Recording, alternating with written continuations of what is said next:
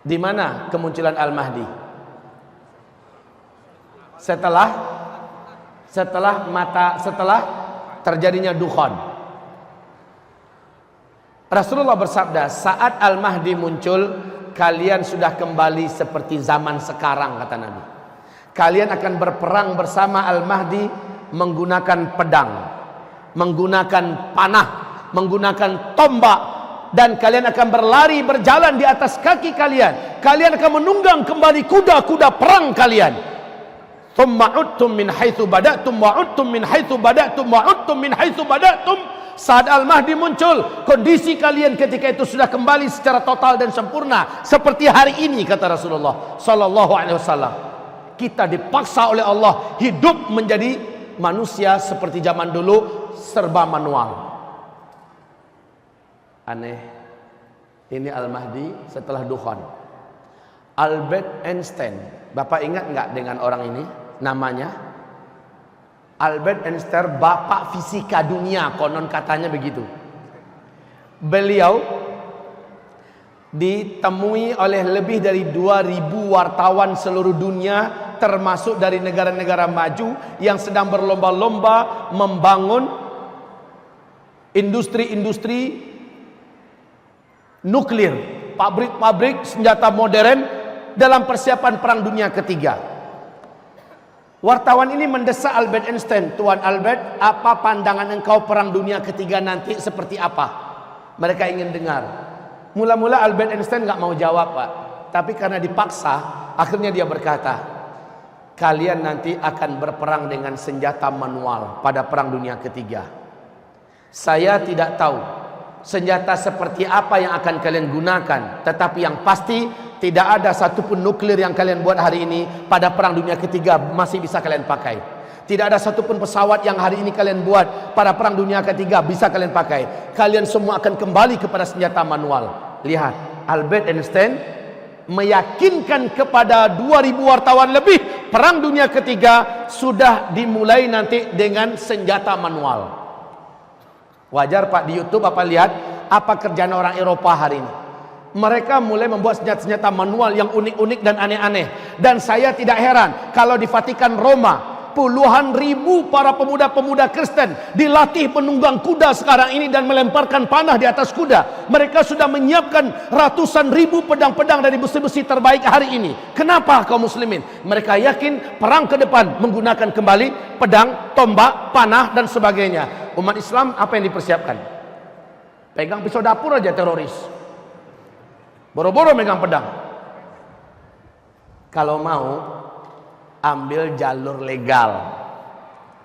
Ambil jalur legal. Nah, saya dengar di Sentul ini, Adzikra ini ngambil jalur legal.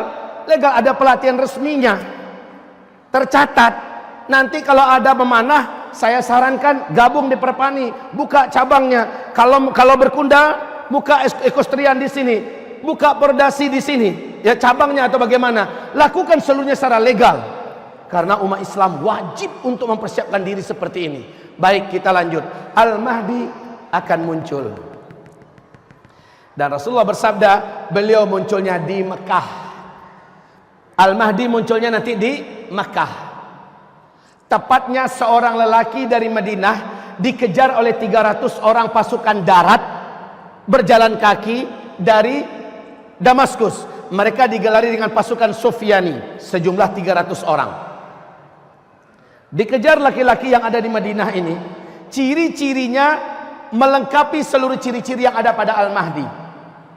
Laki-laki ini tahu bahwa dia yang dimaksud, dia pun lari. Saat dia meninggalkan Madinah, melintasi Zulhulaifah, lalu lewat Al-Baida dan terus menuju Makkah, mereka 300 orang yang mengejar sampai di Al-Baida. Al-Baida adalah perbatasan antara Mekah dengan Madinah. Ya, kota kecil ini Pak, masuklah 300 orang itu di situ. Allah jadikan gempa, kemudian terbelahlah tanah di Al-Baida. Satu kota itu, gedung-gedungnya, pasar-pasarnya tenggelam masuk ke dalam tanah. Termasuk 300 orang yang ada mengejar tadi tenggelam seluruhnya, kecuali hanya satu orang. Disisakan oleh Allah untuk memberikan kabar kepada orang-orang di belakangnya, kami tenggelam di Al-Baida. Maka penduduk Mekah tahu bahwa penduduk masyarakat yang yang ada di Al-Baida sudah tenggelam. 300 pasukan yang mengejar seorang lelaki yang lari ke Mekah juga sudah tenggelam di Al-Baida. Maka pahamlah penduduk Mekah, laki-laki yang dikejar itu menurut hadis itulah Al-Mahdi. Penduduk Mekah segera menyebar mencari mana laki-laki tersebut. Karena ciri-cirinya dijelaskan lengkap oleh Nabi, dengan sangat mudah lelaki ini akhirnya ditemukan. Ternyata laki-laki ini ditemukan sedang tawaf, Pak. Sedang tawaf, karena adabnya kalau masuk Mekah tawaf kudum dulu kan. Dia tawaf duluan. Tawaf walaupun nunduk-nundukkan muka, nggak kepengen ketahuan. Beda dengan orang yang di Medan, Pak, ngaku-ngaku Al-Mahdi. Aku adalah Al-Mahdi, ayo baiat dengan aku. Nomor rekeningku sekian. Ngolah. Satu kali baiat harganya sekian. Nah, kaum muslimin, ini Al-Mahdi malah menyembunyikan wajahnya. Tapi ditangkap oleh orang beriman. Kawan-kawan, ini dia lelakinya. Dipaksa untuk mau menerima baiat. Mula-mula dia tidak mau. Dia menolak. Dia minta waktu. Di malam harinya kata Rasulullah sallallahu alaihi wasallam, fa aslahahu Allahu fi lailatin. Allah pun mengislah keadaannya dalam satu malam. Al-Mahdi yang sebenarnya memang dialah Al-Mahdi tidak mau. Sebenarnya dia tidak mau. Tapi Allah kuatkan hatinya dalam satu malam sehingga dia besoknya siap untuk dibaiat. Allah jadikan dia memiliki kemampuan kepemimpinan yang sebelumnya dia tidak punya. Aslahahu Allah fi lailah. Allah berikan dia bekal-bekal kepemimpinan. Allah berikan bagaimana cara menyatukan dunia, bagaimana cara menaklukkan musuh-musuh, bagaimana cara bla bla bla diajarkan oleh Allah dalam satu malam. Fa aslahahu Allah fi lailah. Baca ini semua nanti di kitab Ensiklopedia Akhir Zaman. Kitab ini ada di luar.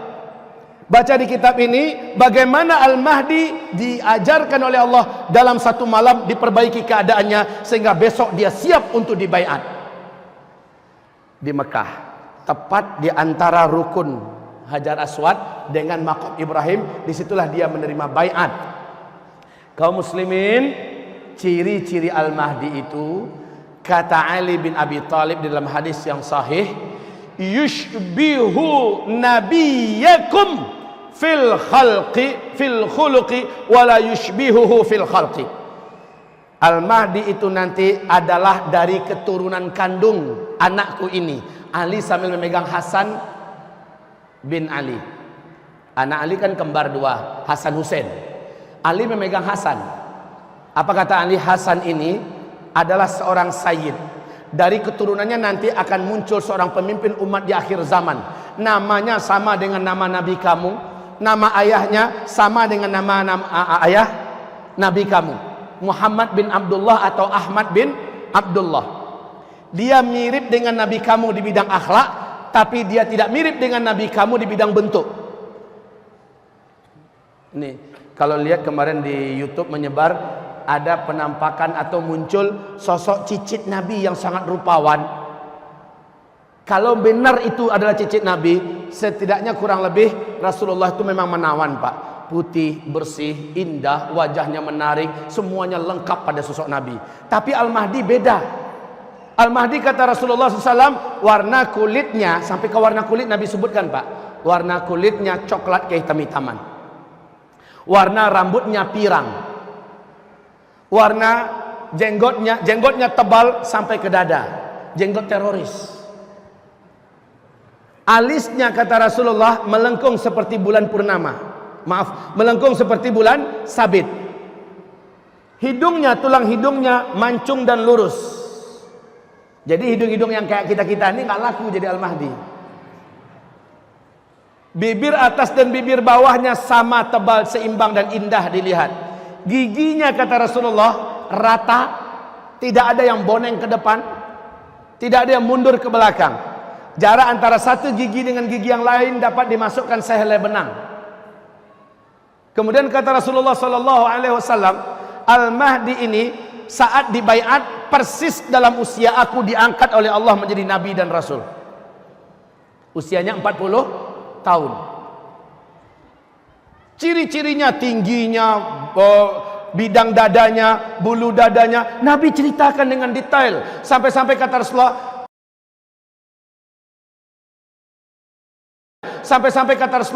dia berbicara dan berbahasa dengan bahasa yang fasih, tapi tidak lancar mengucapkan huruf ra.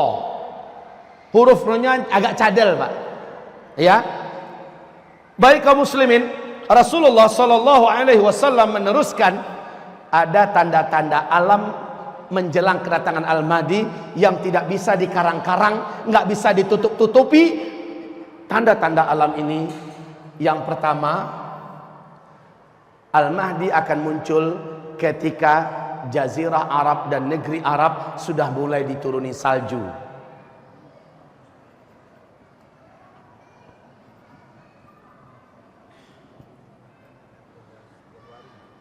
Salju turun di Arab.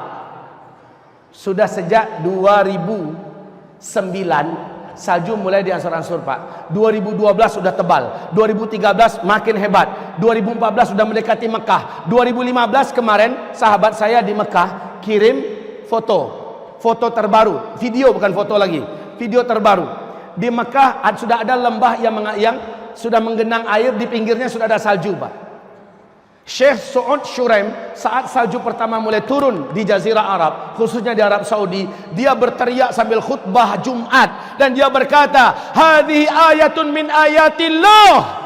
Ini adalah satu tanda di antara tanda-tanda ayat-ayat Allah fi akhir zaman, di akhir zaman. Hai manusia, ketahuilah oleh kalian, adakah tanda yang lebih jelas melainkan salju turun di Jazirah Arab? Kan nggak pernah kan sebelumnya kan? Nggak kebayang malah. Negeri gersang panas tandus kayak Arab gitu bisa turun salju. Tapi sekarang, Pak, seorang pilot pesawat Air Asia orang Indonesia, tinggalnya di Pak Ali namanya, tinggalnya di Cyber City ya, di Malaysia. Beliau mengatakan 3 tahun terakhir ini asal dia masuk daerah Arab, khususnya daerah Arab Saudi, langit itu selalu berawan sekarang. Dulu enggak, dan makin kesininya makin tebal awannya, makin hitam, Pak. Ketika dia landing di mana-mana tempat dia sudah melihat ada tumpukan-tumpukan salju. Masya Allah. Ini adalah tanda Al-Mahdi sudah sangat dekat. Bukankah Rasulullah bersabda, jika kamu mendengar Al-Mahdi keluar, kamu wajib pergi kepadanya, berbaiat bersamanya walau merangkak di atas salju. Kalimat merangkak di atas salju menandakan sudah tidak ada mobil, sudah tidak ada pesawat, tidak ada helikopter, walaupun jalan kaki, kejar, menyusullah, bergabunglah dengan Al-Mahdi walau merangkak di atas salju. Baik, salju di Arab. Berikutnya, menjelang Al-Mahdi keluar, terjadi kekacauan dan huru-hara yang merata di Timur Tengah. Huru-hara di mana-mana menjelang Al-Mahdi keluar. Gimana kondisi Arab sekarang? Gimana kondisi Arab sekarang? Jawab. Setelah Arab Spring sampai hari ini nggak jelas juntrungannya. Malah makin kesininya, Pak, makin berkabut suasana di Timur Tengah itu. Huru-hara, kegaduhan, perang dan perang. Menjelang Al-Mahdi keluar, terjadi fitnah bisyam. Fitnah bisyam, fitnah Syam. Nah, di mana Syam? Syria, Palestina, Lebanon dan Yordania.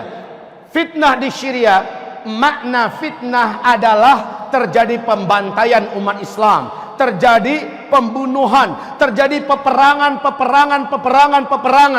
terjadi pengrusakan dan penghancuran yang dahsyat, terjadi eksodus masyarakat keluar dan diusir hebat-hebatan, luar biasa. Fitan bisyam. Dan Nabi berkata,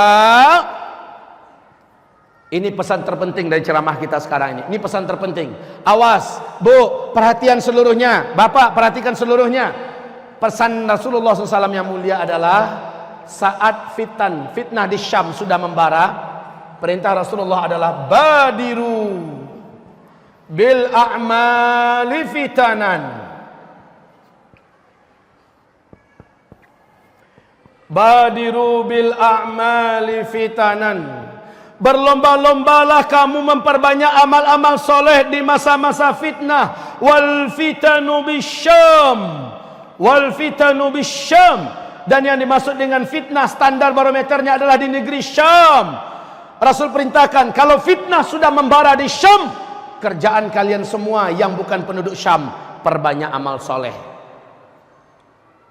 Kaum muslimin Jakarta, kaum muslimin Sentul, kaum muslimin Jawa Barat, kaum muslimin Jawa, kaum muslimin Sumatera, kaum muslimin se-Indonesia, kaum muslimin di tetangga jiran kita Malaysia, Australia, kaum muslimin satu dunia diperintahkan Nabi, bila fitnah Syam membara, kamu wajib memperbanyak amal soleh, berlomba-lomba memperbanyak amal soleh, stop amal salah. Perintah Rasulullah. Sebab apa? Sebab ke depan kalian akan menyaksikan fitnah di muka bumi ini terus naik. Bukan makin buruk, Pak. Bukan makin baik. Makin kesininya makin hebat fitnah-fitnah itu. Peperangan, bencana, musibah, kelaparan, petaka, dan segala macamnya yang jelek-jelek makin kesininya makin hebat, Pak. Bapak akan saksikan. Wallahi, 1-2 tahun ke depan, Bapak akan percaya 100% dengan apa yang hari ini saya sampaikan. Kekacauan akan merata di seluruh dunia, termasuk di Indonesia. Bapak akan lihat bagaimana kondisi Indonesia sekarang yang gonjang-ganjing gak karu-karuan. Ciri-ciri kebangkitan komunis begitu sangat jelasnya. Bagaimana kuasa Syiah sudah mulai menggurita di mana-mana. Belum lagi ditambah dengan oknum-oknum yang sudah bersatu untuk menguasai Indonesia. La haula wala quwata illa billah. Ini baru Indonesia. Malaysia sekarang, Pak. Saya tiap tahun dari 2011 ke Malaysia. Tiap bulan saya ada jadwal 1 minggu di Malaysia. Saya tahu bagaimana perkembangan sekarang yang ada di Malaysia. Hampir ambruk Malaysia, Pak. Ternyata begitu juga di negeri yang lain. Kita sedang menuju kepada kehancuran dalam makna yang sesungguhnya di akhir zaman. Ini fase keempat. Perintah Nabi perbanyak amal soleh. Perbanyak amal soleh. Kalau sebelumnya solat kita masih di rumah, sekarang nggak ada lagi cerita solat di rumah, kejar ke masjid. Kalau sebelumnya kita puasa Ramadannya masih biasa-biasa, besok harus luar biasa puasa Ramadannya. Banyak diisi dengan qiraah Quran, banyak diisi dengan majlis zikir, banyak diisi dengan majlis ilmu. Perbanyakkan kita beribadah kepada Allah SWT. Kuatkan sedekah dan infaknya, kuatkan sedekah dan infaknya. Sebelum sedekah dan infak tidak lagi berguna dan tidak ada yang mau menerima. Selanjutnya, menjelang Al-Mahdi keluar, akan wafat terlebih dahulu seorang raja Arab, penguasa Mekah dan Madinah. Mekah Madinah itu di mana letaknya? Saudi, bukan di Kuwait, bukan di Uni Emirat Arab, di Saudi. Wafat seorang raja Arab. Wafat seorang raja Arab. Saya bacakan hadisnya berikut ini. Yaqtatilu inda kanzikum thalathah. Apa arti thalathah? Akan saling bergaduh, akan saling ribut, akan saling bercanggah, akan saling bertengkar, jatuh menjatuhkan, bahkan mungkin mengarah kepada perang. 3 orang putra khalifah atau putra raja ketika meninggal seorang raja pemimpin Mekah Madinah. La yasiru ila wahidin minhum. Tidak seorang pun dari mereka bertiga itu yang benar-benar akan memimpin Mekah Madinah. Sebab apa? Rasul bersabda, kepemimpinan Mekah Madinah akan langsung digenggam dan dipegang oleh keturunan kandungku dari Ahlul Baitku, Al-Mahdi.